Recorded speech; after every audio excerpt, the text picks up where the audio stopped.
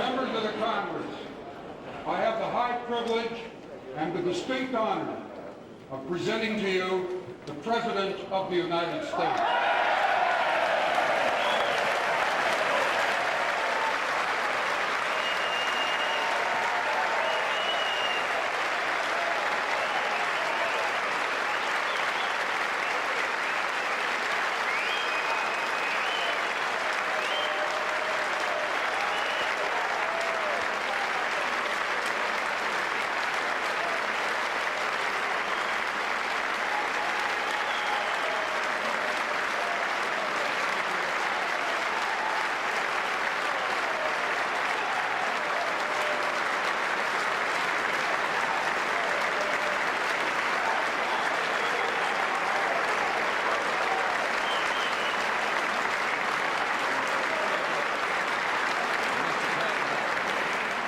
Mr. Speaker, Mr. President, distinguished members of Congress, honored guests and fellow citizens, thank you very much for that warm reception.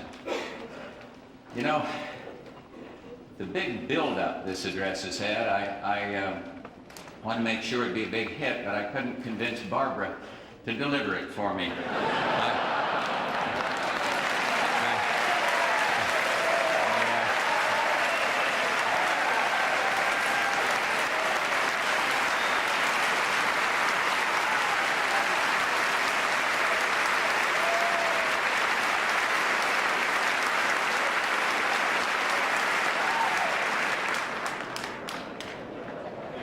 See, the Speaker and the Vice President are laughing.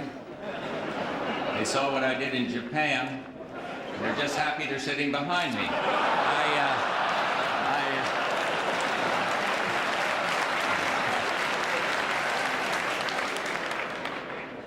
I mean to speak tonight of big things, of big changes and the promises they hold, and of some big problems, and how together we can solve them and move our country forward as the undisputed leader of the age. And we gather tonight at a dramatic and deeply promising time in our history and in the history of man on earth. For in the past 12 months, the world has known changes of almost biblical proportions. And even now, months after the failed coup that doomed a failed system, I'm not sure we've absorbed the full impact, the full import of what happened. But communism died this year.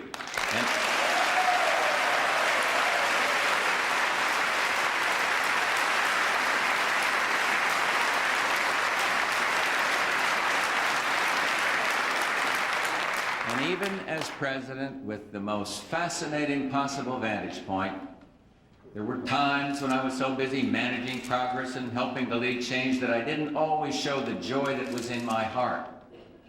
But the biggest thing that has happened in the world, in my life, in our lives, is this.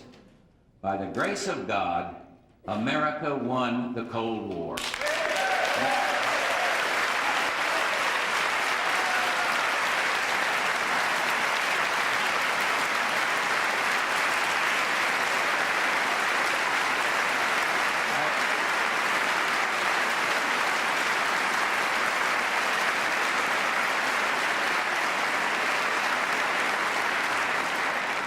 I mean to speak this evening of the changes that can take place in our country now that we can stop making the sacrifices we had to make when we had an avowed enemy that was a superpower. And now we can look homeward even more and move to set right what needs to be set right. And I will speak of those things. But let me tell you something I've been thinking these past few months. It's a kind of roll call of honor. For the Cold War didn't end, it was won. And I think of those who won it in places like Korea and Vietnam, and some of them didn't come back. And back then they were heroes, but this year they were victors. And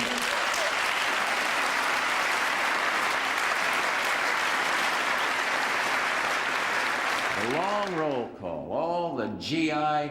Joes and Janes, all the ones who fought faithfully for freedom, who hit the ground and sucked the dust and knew their share of horror. This may seem frivolous, and I don't mean it so, but it's moving to me how the world saw them. The world saw not only their special valor, but their special style, their rambunctious, optimistic bravery, their do-or-die unity unhampered by class or race or region. What a group we've put forth for generations now. From the ones who wrote "Kilroy was here" on the walls of the German stalags, to those who left signs in the Iraqi desert that said, "I saw Elvis." What a group of kids we've sent out into the world.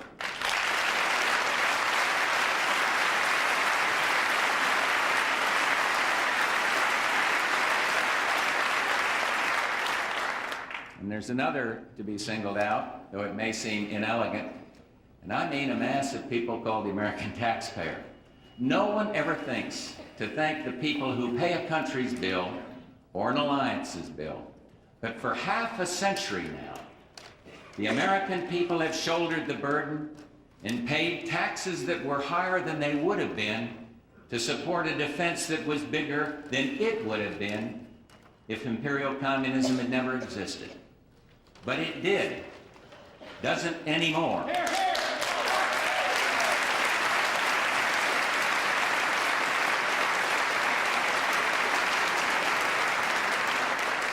And here's a fact I wouldn't mind the world acknowledging. The American taxpayer bore the brunt of the burden and deserves a hunk of the glory. And so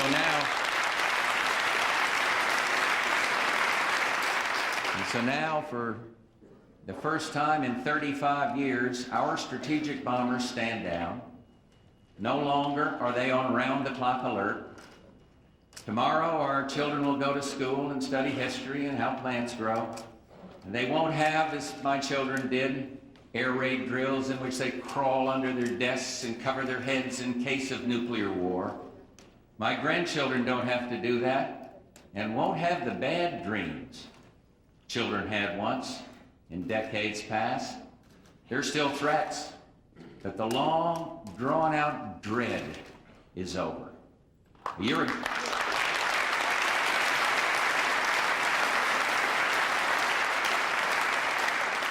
ago tonight, I spoke to you at a moment of high peril. American forces had just unleashed Operation Desert Storm. And after 40 days in the desert skies and 4 days on the ground, the men and women of America's armed forces and our allies accomplished the goals that I declared and that you endorse. We liberated Kuwait.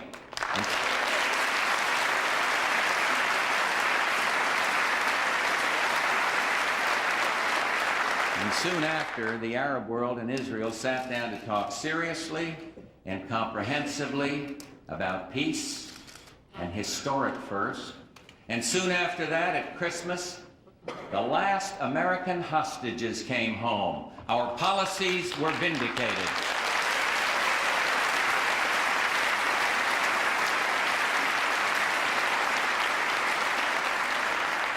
Much good can come from the prudent use of power, and much good can come of this.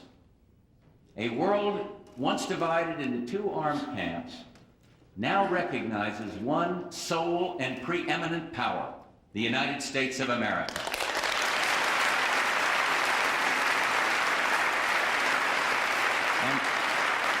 And they regard this with no dread, for the world trusts us with power, and the world is right. They trust us to be fair and restrained.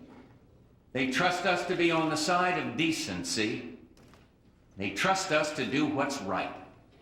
And I use those words advisedly. A few days after the war began, I received a telegram from Joanne Spiker, the wife of the first pilot killed in the Gulf, Lieutenant Commander Scott Spiker.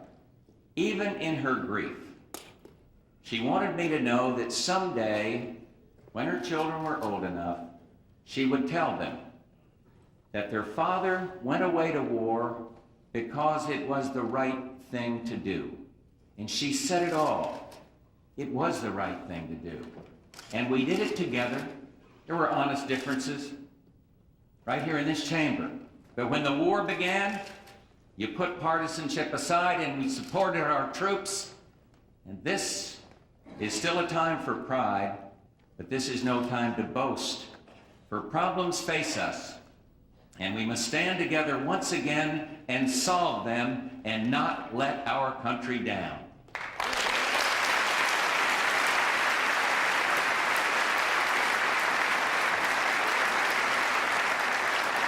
Two years ago, I began planning cuts in military spending that reflected the changes of the new era.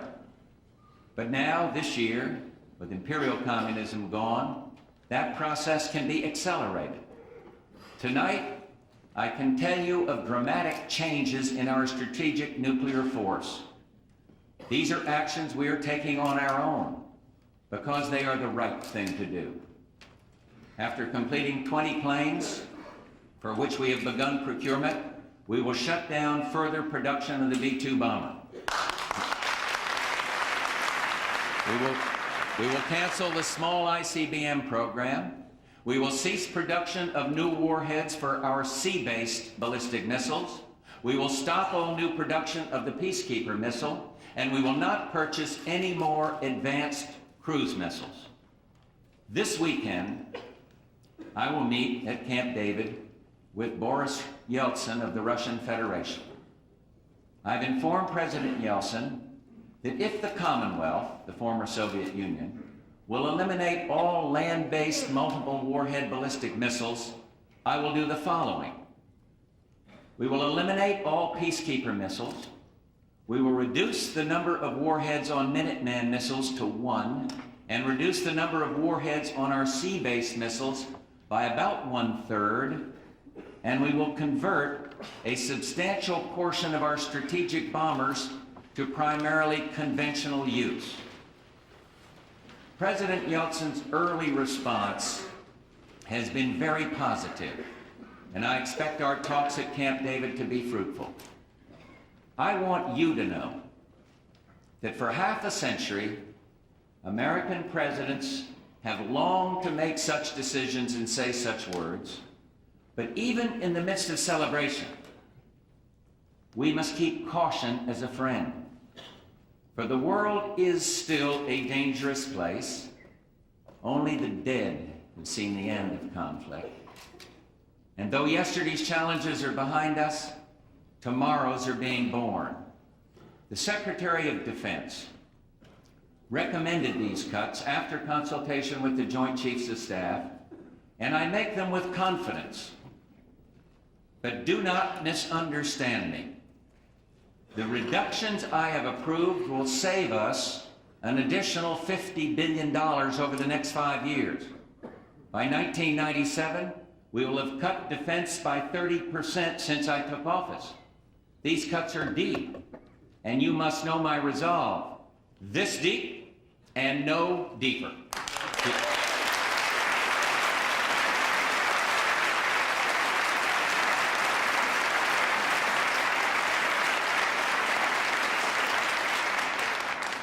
To do less would be insensible to progress, but to do more would be ignorant of history. We must not go back to the days of the hollow army. We cannot repeat the mistakes made twice in this century when armistice was followed by recklessness and defense was purged as if the world were permanently safe. I remind you this evening that I have asked for your support in funding a program to protect our country from limited nuclear missile attack. We must have this protection because too many people in too many countries have access to nuclear arms, and I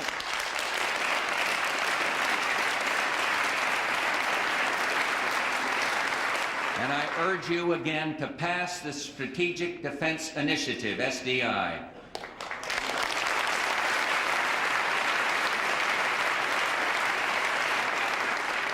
There are those who say that now we can turn away from the world, that we have no special role, no special place. But we are the United States of America, the leader of the West that has become the leader of the world. And as long as I am president, I will continue to lead in support of freedom everywhere, not out of arrogance, not out of altruism, but for the safety and security of our children.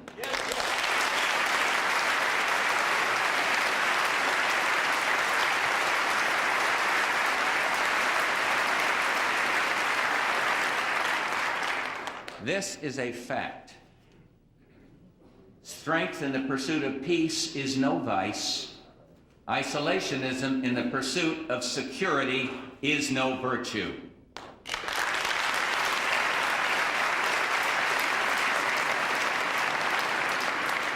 And now to our troubles at home. They're not all economic.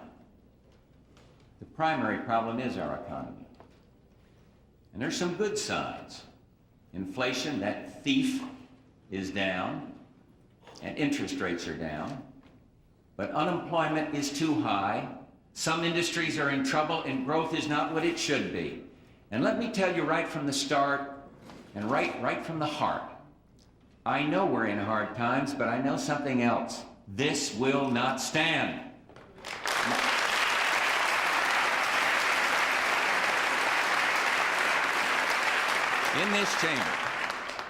In this chamber, we can bring the same courage and sense of common purpose to the economy that we brought to Desert Storm. And we can defeat hard times together. I believe you'll help. One reason is that you're patriots, and you want the best for your country. And I believe that in your hearts, you want to put partisanship aside and get the job done because it's the right thing to do. The power of America rests in a stirring but simple idea that people will do great things if only you set them free. Well, we're going to set the economy free, for if this age of miracles and wonders has taught us anything, it's that if we can change the world, we can change America. We must encourage investment. We must make it easier for people to invest money and create new products, new industries, and new jobs. And we must clear away the obstacles to growth, high taxes, high regulation, red tape, and yes, wasteful government spending.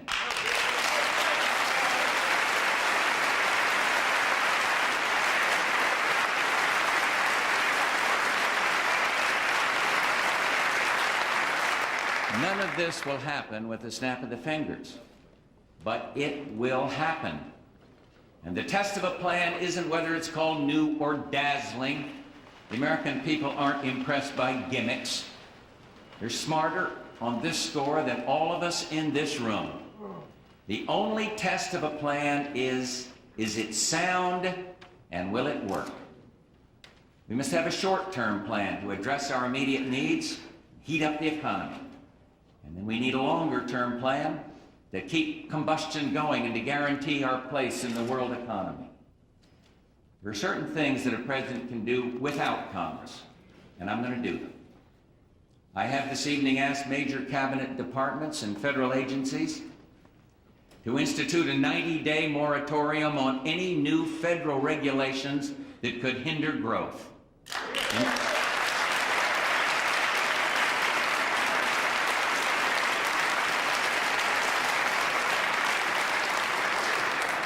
In those 90 days, major departments and agencies will carry out a top-to-bottom review of all regulations, old and new, to stop the ones that will hurt growth and speed up those that will help growth. Further, for the untold number of hard-working, responsible American workers and businessmen and women who've been forced to go without needed bank loans, the banking credit crunch must end. And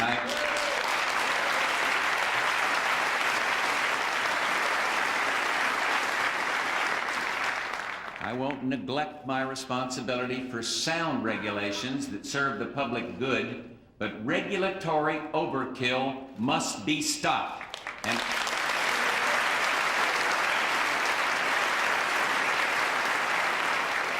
And I've instructed our government regulators to stop it. I have directed cabinet departments and federal agencies to speed up pro-growth expenditures as quickly as possible. This should put an extra $10 billion into the economy in the next 6 months. And our new transportation bill provides more than $150 billion for construction and maintenance projects that are vital to our growth and well-being. That means jobs building roads, jobs building bridges, and jobs building railways. And I have this evening directed the Secretary of the Treasury to change the federal tax withholding tables. With this change, millions of Americans from whom the government withholds more than necessary can now choose to have the government withhold less from their paychecks. Something tells me a number of taxpayers may take us up on this one. This initiative could return about $25 billion back into our economy over the next 12 months. Money people can use to help pay for clothing, college, or to get a new car. And finally, working with the Federal Reserve, we will continue to support monetary policy that keeps both interest rates and inflation down. Now, these are the things I can do. And now, members of Congress, let me tell you what you can do for your country. You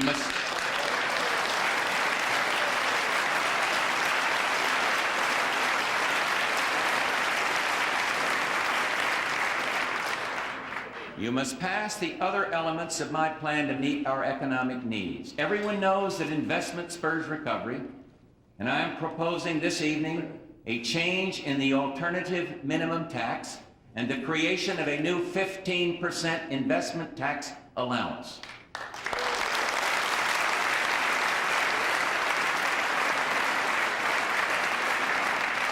This will encourage businesses to accelerate investment and bring people back to work. Real estate has led our economy out of almost all the tough times we've ever had. Once building starts, carpenters and plumbers work, people buy homes and take out mortgages. My plan would modify the passive loss rule for active real estate developers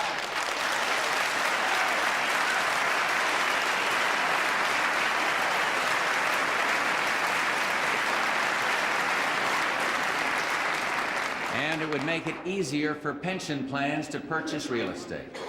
For those Americans who dream of buying a first home, but who can't quite afford it, my plan would allow first-time home buyers to withdraw savings from IRAs without penalty and provide a $5,000 tax credit for the first purchase of that home.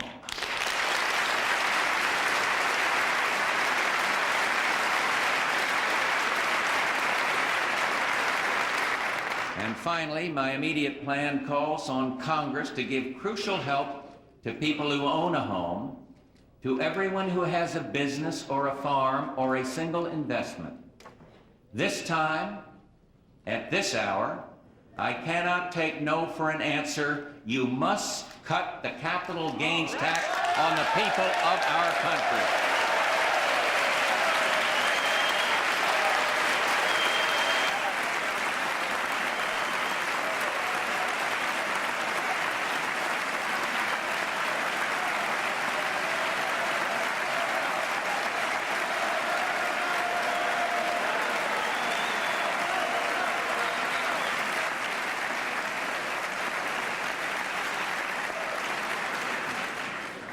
Never has an issue been more demagogued by its opponents. But the demagogues are wrong.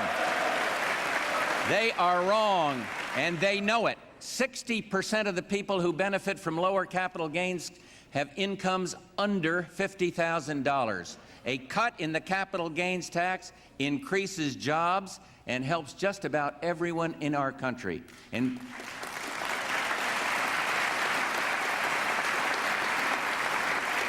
And so I'm asking you to cut the capital gains tax to a maximum of 15.4%.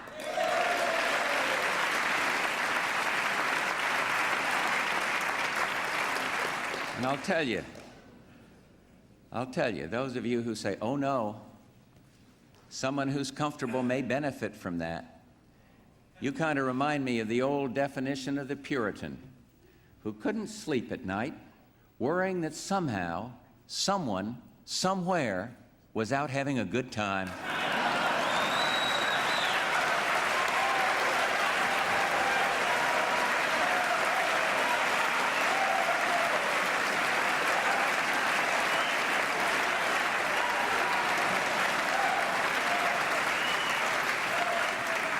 The opponents of this measure and those who have authored various so-called soak the rich bills that are floating around this chamber should be reminded of something. When they aim at the big guy, they usually hit the little guy. And maybe it's time that stopped.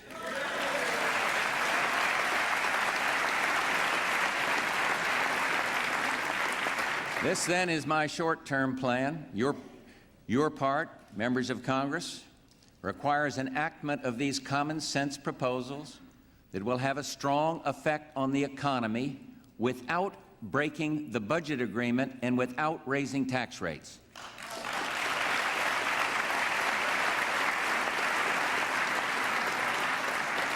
And while my plan is being passed and kicking in, we've got to care for those in trouble today.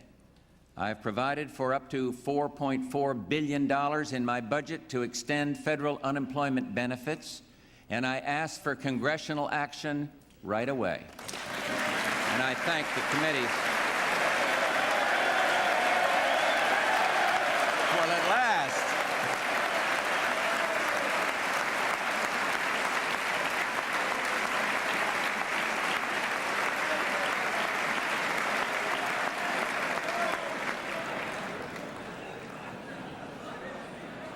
And let's be frank.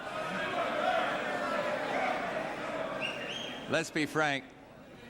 Let me level with you. I know, and you know, that my plan is unveiled in a political season. And I know, and you know, that everything I propose will be viewed by some in merely partisan terms. But I ask you to know what is in my heart. And my aim is to increase our nation's good. And I'm doing what I think is right, and I'm proposing what I know will help.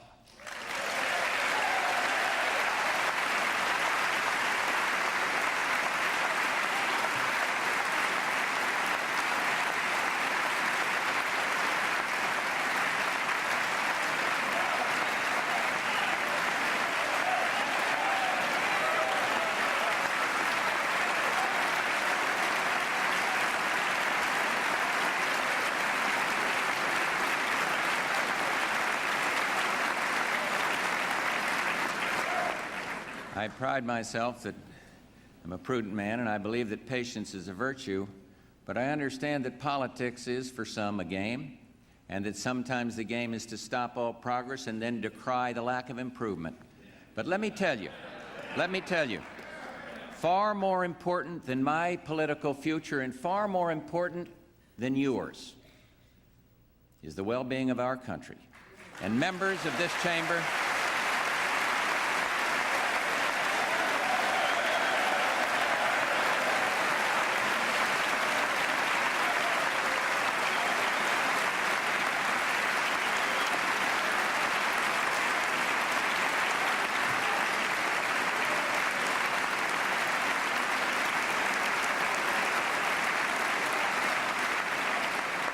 members of this chamber are practical people, and I know you won't resent some practical advice.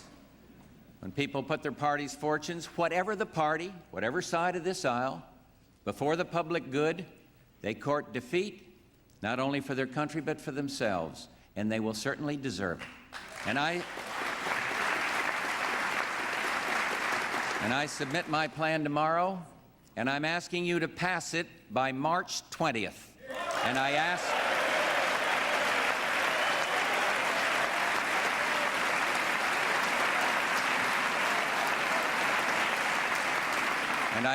the American people to let you know they want this action by March 20th. From the day after that, If it must be, the battle is joined. And you know, when principle is at stake, I relish a good fair fight. And I said my plan has two parts, and it does. And it's the second part that is the heart of the matter. For it's not enough to get an immediate burst. We need long-term improvement in our economic position. We all know that the key to our economic future is to ensure that America continues as the economic leader of the world. We have that in our power. Here, then, is my long-term plan to guarantee our future. First, trade. We will work to break down the walls that stop world trade. We will work to open markets everywhere. And in our major trade negotiations, I will continue pushing to eliminate tariffs and subsidies that damage America's farmers and workers.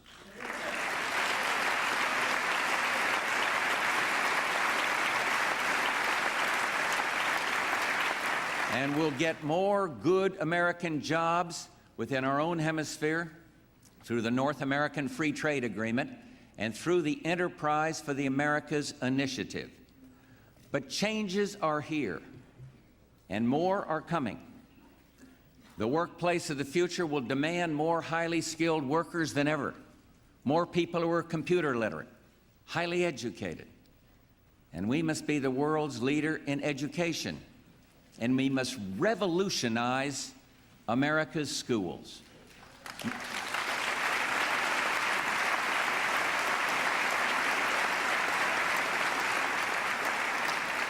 My America 2000 strategy will help us reach that goal.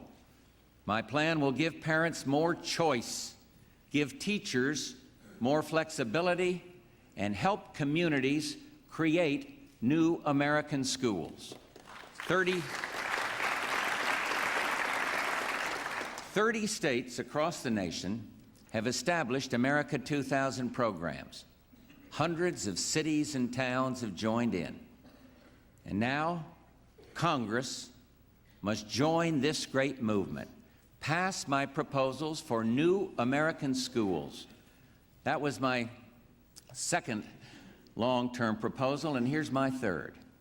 We must make common sense investments that will help us compete long-term in the marketplace. We must encourage research and development. And my plan is to make the R&D tax credit permanent and to provide record levels of support, over $76 billion this year alone, for people who will explore the promise of emerging technologies.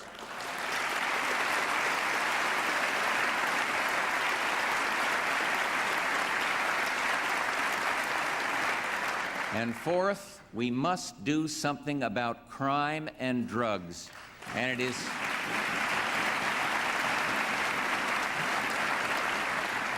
is time for a major renewed investment in fighting violent street crime. It saps our strength and hurts our faith in our society and in our future together.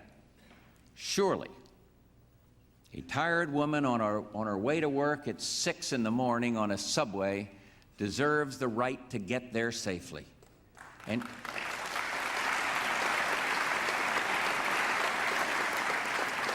And surely it's true that everyone who changes his/her life because of crime, from those afraid to go out at night to those afraid to walk in the parks they pay for, surely these people have been denied a basic civil right.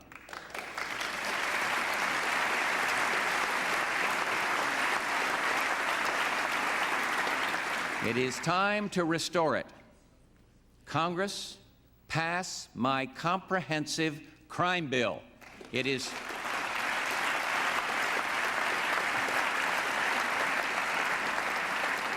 tough on criminals and supportive of police, and it has been languishing in these hallowed halls for years now. Pass it. Help your country.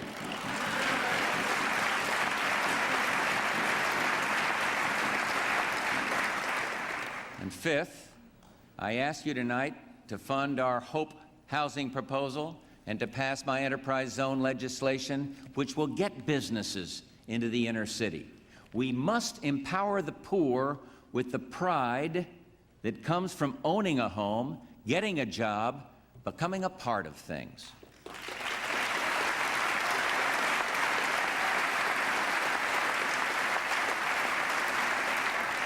My plan would encourage real estate construction by extending tax incentives for mortgage revenue bonds and low-income housing.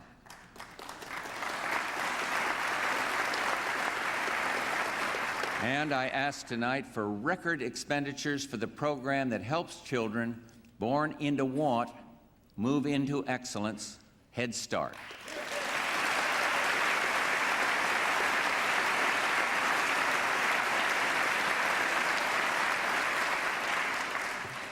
Step 6, we must reform our health care system.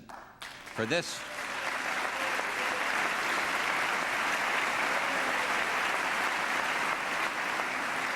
too, bears on whether or not we can compete in the world. American health costs have been exploding. This year, America will spend over $800 billion on health, and that is expected to grow to $1.6 trillion by the end of the decade. We simply cannot afford this. The cost of health care shows up not only in your family budget, but in the price of everything we buy and everything we sell. When health coverage for a fellow on an assembly line costs thousands of dollars, the cost goes into the products he makes, and you pay the bill. We must make a choice. Now, some pretend we can have it both ways. They call it play or pay, but that expensive approach is unstable. It will mean higher taxes, fewer jobs, and eventually a system under complete government control. Really, there are only two options, and we can move toward a nationalized system which will restrict patient choice,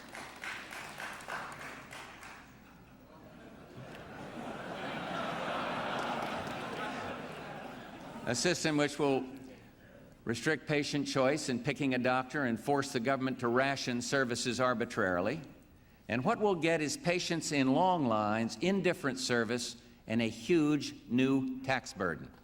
Or we can reform our own private health care system, which still gives us, for all its flaws, the best quality health care in the world. Well,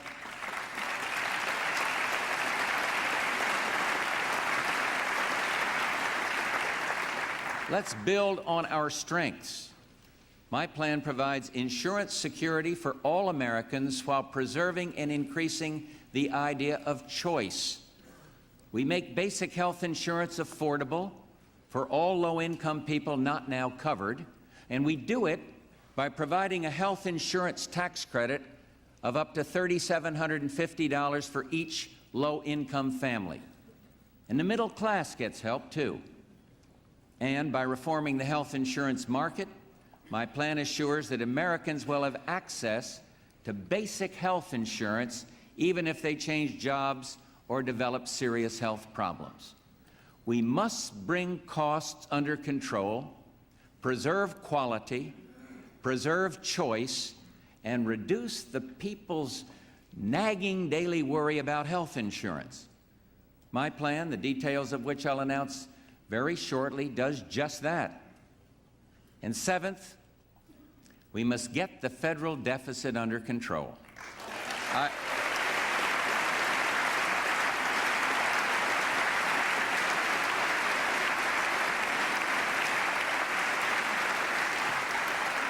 We now have in law enforceable spending caps and a requirement that we pay for the programs we create.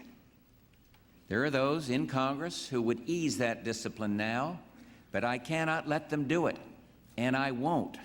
My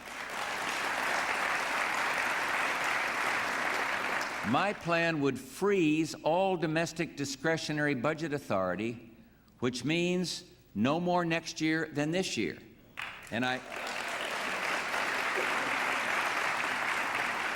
I will not tamper with Social Security, but I would put real caps on the growth of uncontrolled spending. And I would also freeze federal domestic government employment. And with the help of Congress, my plan will get rid of 246 programs that don't deserve federal funding. Some of them have noble titles, but none of them is indispensable. We can get rid of each and every one of them. You know, it's time we rediscovered a home truth the American people have never forgotten. This government is too big and spends too much.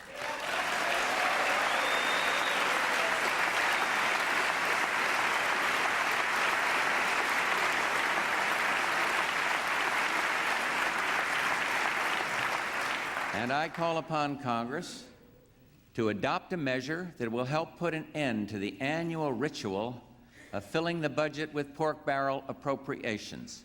Every year, the press has a field day making fun of outrageous examples. Lawrence Welk Museum, research grants for Belgian endive.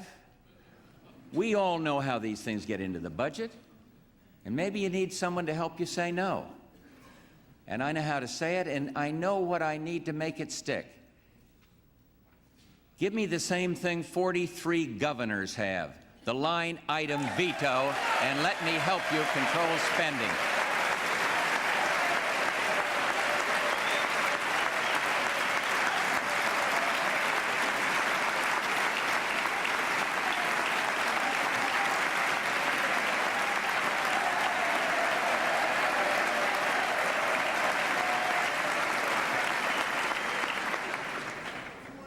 We must put an end to unfinanced federal government mandates. These are the requirements Congress puts on our cities, counties, and states without supplying the money.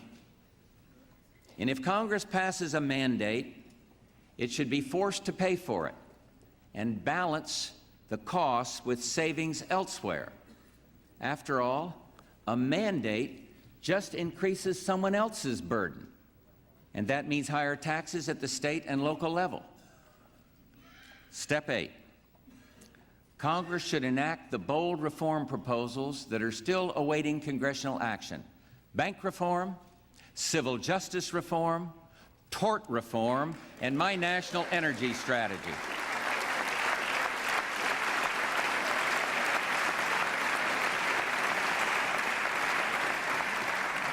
And finally, we must strengthen the family, because it is the family that has the greatest bearing on our future.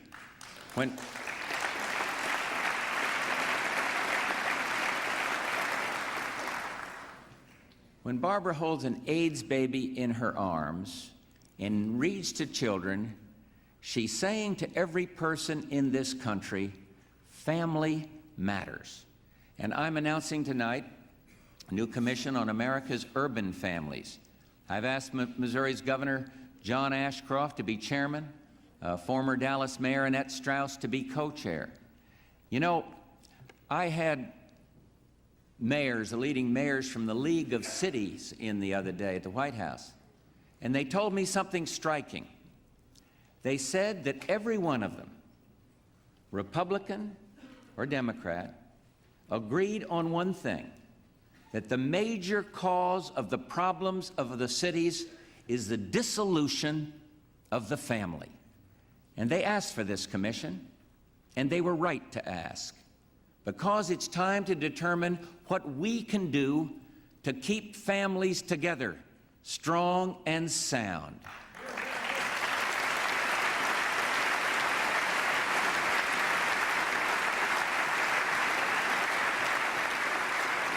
And there's one thing we can do right away: ease the burden of rearing a child.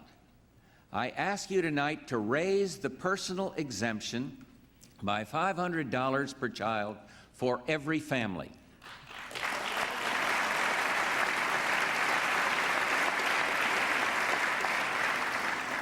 For a family with 4 kids, that's an increase of $2,000.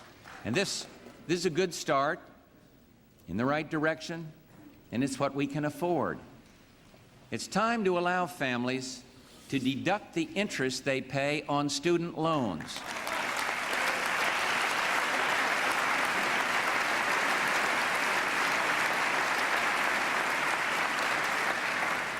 And I'm asking you to do just that, and I'm asking you to allow people to use money from their IRAs to pay medical and education expenses, all without penalties.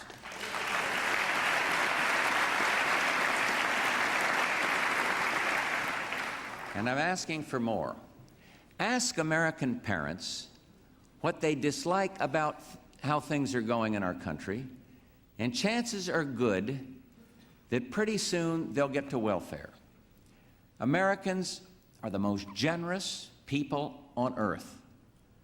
But we have to go back to the insight of Franklin Roosevelt, who, when he spoke of what became the welfare program, warned that it must not become a narcotic and a subtle destroyer of the spirit.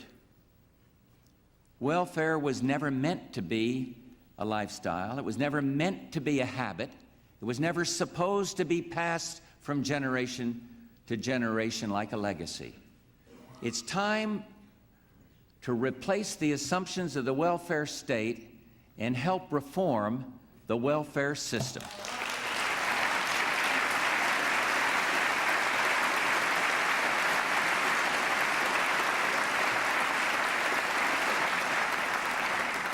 States throughout the country are beginning to operate with new assumptions that when able-bodied people receive government assistance, they have responsibilities to the taxpayer, a responsibility to seek work, education, or job training, a responsibility to get their lives in order, a responsibility to hold their families together and refrain from having children out of wedlock, and a responsibility to obey the law. We are going to help this movement. Often, state reform requires waiving certain federal regulations. I will act to make that process easier and quicker for every state that asks for our help. And I want to add, as we make these changes, we work together to improve this system, that our intention is not scapegoating or finger-pointing. If you read the papers or watch TV, you know there's been a rise these days in a certain kind of ugliness, racist comments, anti-Semitism, an increased sense of division. Really, this is not us. This is not who we are. And this is not acceptable.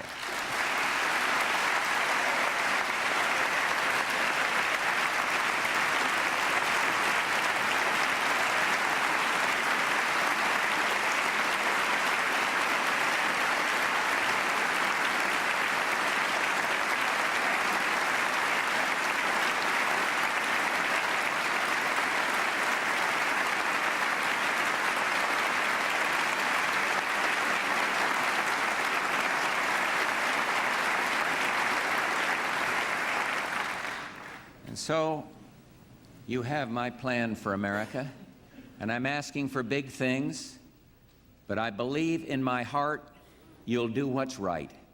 And you know, it's kind of an American tradition to show a certain skepticism toward our democratic institutions. I myself have sometimes thought the aging process could be delayed if it had to make its way through Congress. But you will... You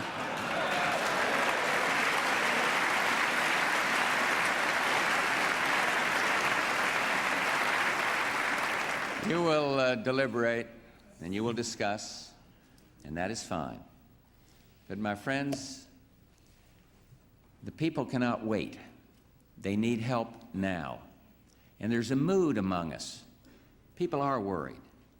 There's been talk of decline. Someone even said our workers are lazy and uninspired, and I thought, really? You go tell Neil Armstrong, standing on the moon. Tell the men and women who put him there. Tell the American farmer who feeds his country and the world. Tell the men and women of Desert Storm. Moods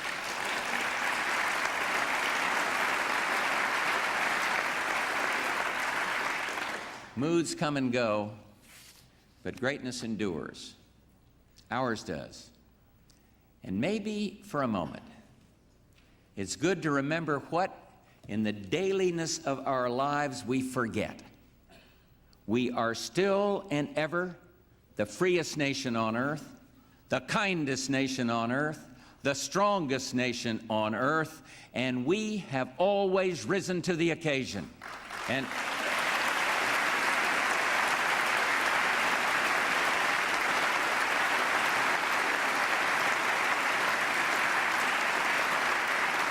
we are going to lift this nation out of hard times inch by inch and day by day, and those who would stop us had better step aside, because I look at hard times and I make this vow: this will not stand.